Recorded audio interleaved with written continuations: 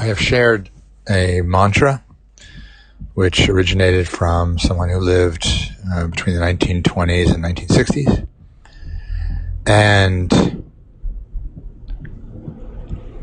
I consider the mantra one of the Holy Six. So I've mapped the Holy Six to 6 trigrams on the I Ching and 6 spheres on the Tree of Life. And so sphere 2 is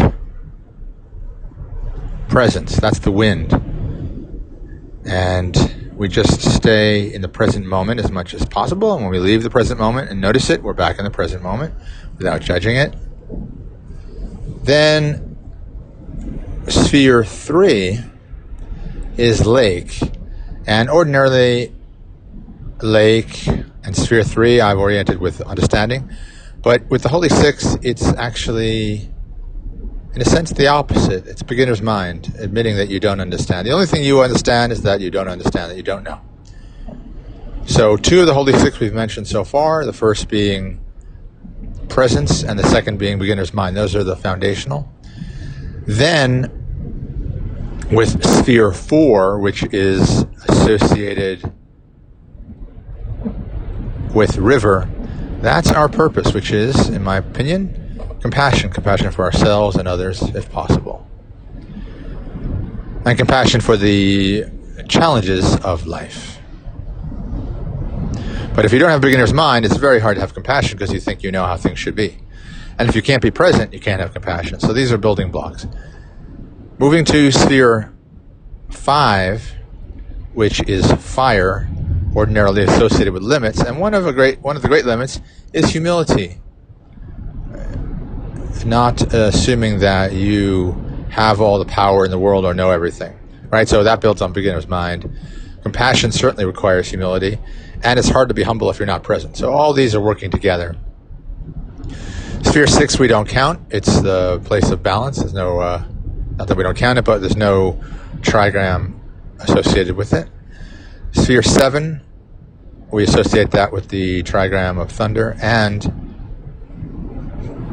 that's the mantra. Shri Ram, Jai Ram, Jai Jai Ram, Om. That is a thunderous, shocking emanation, which, if repeated over and over again, supports the other 5 of the Holy Six, the ones we just mentioned. And the final one, which the mantra really helps bring home, which is questioning free will and independent doing. QFID. Questioning free will and independent doing, or QFWID. So that's the Holy Six. And